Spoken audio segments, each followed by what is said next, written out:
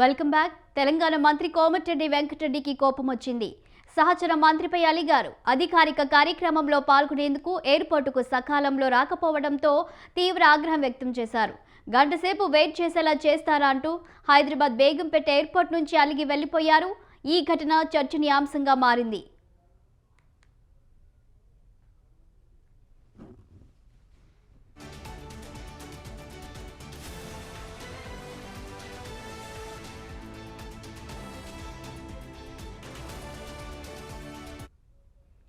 ఇవాళ నాగార్జున సాగర్ గేట్లు ఎత్తే అధికారిక కార్యక్రమం షెడ్యూల్ చేశారు. ఈ కార్యక్రమంలో మంత్రులు కోమటిరెడ్డి, ఉత్తమ్ కుమార్, అడ్లూరి లక్ష్మణ్ పాల్గొనాల్సి ఉంది. మంత్రులు కోమటిరెడ్డి వెంకటరెడ్డి, అడ్లూరి లక్ష్మణ్ ఉదయం 9 గంటలకే బేగంపేట ఎయిర్పోర్టుకు చేరుకున్నారు.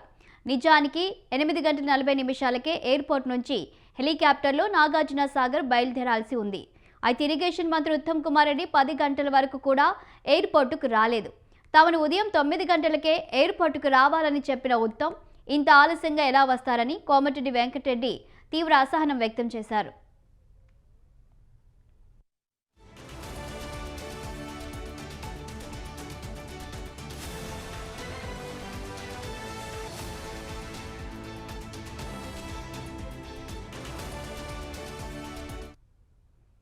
నేను కూడా మంత్రినే, నాకు కూడా పనులుంటాయంటూ బేగంపేట విమానాశ్రయం నుంచే వెనక్కి వచ్చేశారు.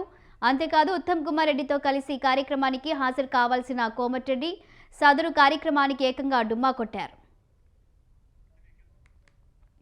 ఇక వెంకటరెడ్డితో వాదన ఎందుకులే అనుకున్న ఉత్తమ్ మంత్రి కోమటిరెడ్డి లేకుండానే అడ్లూరి లక్ష్మణ్తో హెలికాప్టర్లో నాగార్జున సాగర్కు బయలుదేరి వెళ్లారు.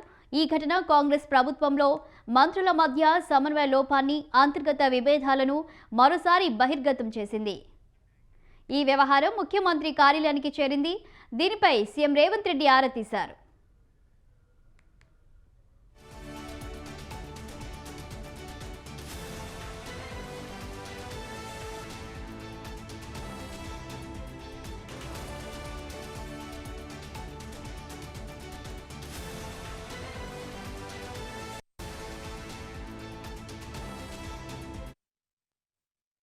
నాగార్జున సాగర్ గేట్ల ప్రారంభోత్సవం షెడ్యూల్ ప్రకారమే జరిగింది.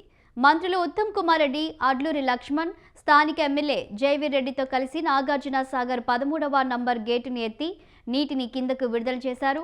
18 ఏళ్ల తర్వాత జూలై నెలలో నాగార్జున సాగర్ గేట్లు తెరవడం ఇదే తొలిసారి.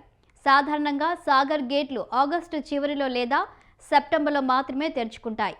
ఈసారి భారీ వర్షాల కారణంగా ఎగువ ప్రాంతాల నుంచి భారీగా వరద నీరు వచ్చి చేరడంతో జూలైలోనే గేట్లు తెరిచారు.